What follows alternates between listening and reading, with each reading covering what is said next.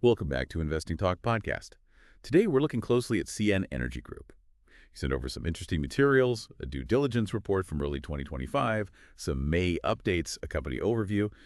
Our goal here is to, unpack all this for you, the learner, figure out what really matters without getting lost in the weeds. Sounds good. There's quite a bit here. Financials, the business itself, management notes, valuation, risk. And those recent Nasdaq updates and that strategic move they mentioned, it's definitely a mixed bag. Definitely. Where should we start? Let's start with the money, the numbers. Okay, so the latest revenue figure we have is from that early 2025 report, $19.67 million for the last 6-month period. Mm-hmm. But this is where it gets really interesting. That's down significantly, 37.12% for the period before. Wow. Over a third drop in just half a year. That's substantial. It immediately flags some challenges, doesn't it? It does. Yeah. And looking at longer trends is tough with this data, but the report mentions volatility and decline. Mm-hmm. So it paints a picture of, let's say, recent headwinds. Headwinds is putting it mildly, perhaps. Maybe. Now, on the earnings side, loss per share was $1.64 in the first half of 2024. Okay, a loss. But it's actually better than the year before. They lost $2.80 per share in the same period of 2023. So the losses are shrinking. Shrinking losses are better than growing losses, obviously, but they're still losses. The question is why they shrank. Cost-cutting. Or is the core business improving somehow despite the revenue drop? Good question. The report doesn't quite detail that. Now, the PE ratio is listed at 11.31. Which, in isolation, doesn't tell you a whole lot, right? Yeah. You'd need to compare that to peers, to the industry average. Exactly. That's the next step for research. Well, let's look at their debt structure. Debt to equity, incredibly low, 0.04%. Tiny, so they're not leveraged up. Not at all, which can be a sign of stability, given the falling revenue and the losses. Right, you have to wonder why. Is it prudence? Or maybe they can't easily access debt right now. That lack of debt could actually restrict them if they need capital to turn things around. That's a fair point.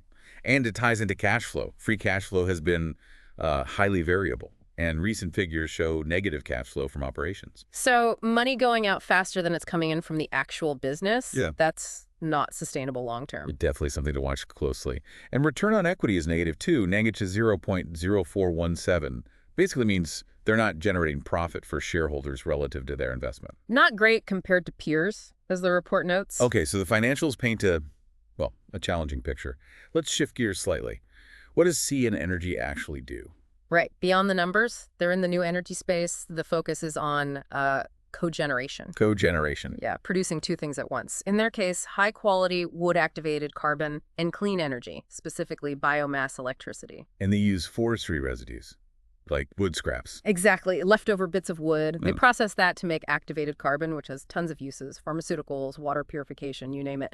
And they generate electricity from the biomass part. They also manage forests. So it sounds kind of diversified. Carbon, electricity, forest management. On the surface, that seems like a potentially good strategy. Potentially, yes. Diversification can be a strength. But the company overview points out some issues, things for you, the learner, to really note.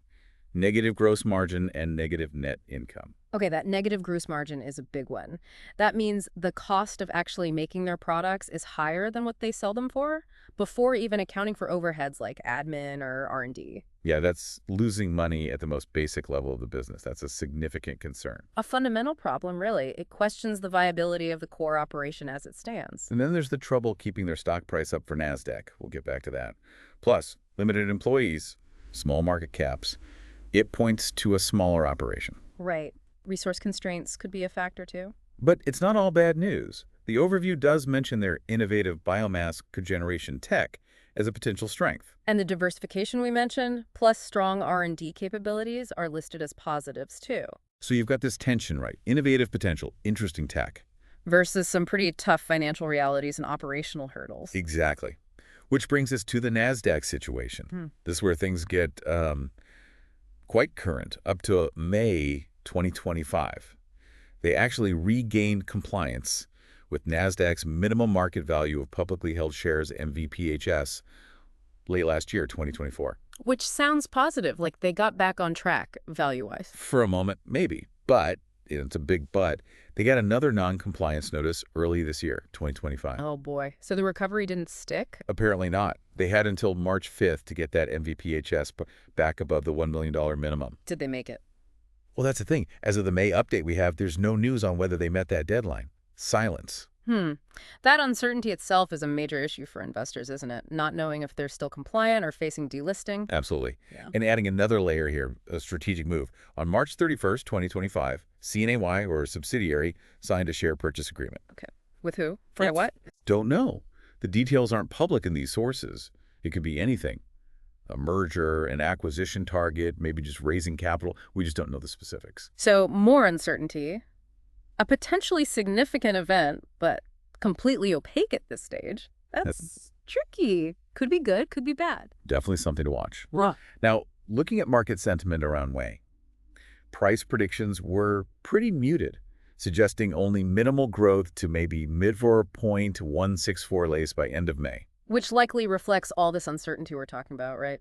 The Nasdaq cloud, the unknown agreement. Investors are probably cautious. Seems likely. Oh. There's limited analyst coverage mentioned too, although interestingly, the company is being discussed in some broader contexts, like using AI and blockchain in the energy sector. Oh. So maybe hinting at future directions or just industry buzz. Hard to say if it's core to their current strategy from these notes, but it's out there. The broader industry context is also mentioned. Stabilizing interest rates and inflation could help reduce volatility generally. But they could also pressure commodity-linked stocks. And CNEY deals with activated carbon, biomass. Those are linked to commodity prices. Good point. So, key things to watch going forward. Future earnings reports, obviously.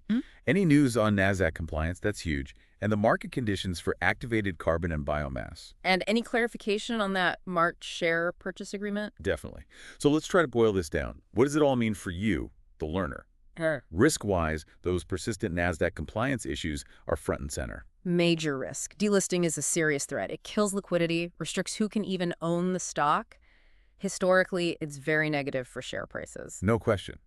On the flip side, the opportunity, well, they are in the sustainable energy space. Demand for that is growing. Their biomass focus fits that trend. True. But they're up against big established players. It's a competitive field. Very competitive. And the lack of recent price catalysts, the sort of stagnant feel mentioned, it seems tied directly to those regulatory issues and the lack of news. Yeah, that small predicted price bump sounds more like technical noise than any fundamental shift based on this info. So ultimately, looking at CN Energy, it's a really complex picture, isn't it? It really is. You've got this company with, interesting technology in a relevant sector. But facing some serious financial headwinds, big ones.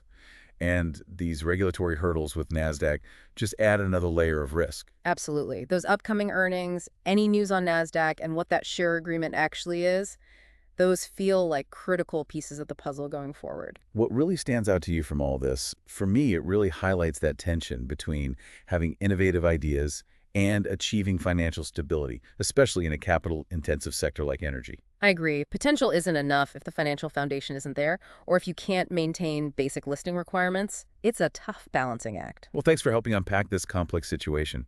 We hope this exploration was helpful for you. Remember, if you found this useful, please subscribe, like, and maybe leave a comment with your thoughts.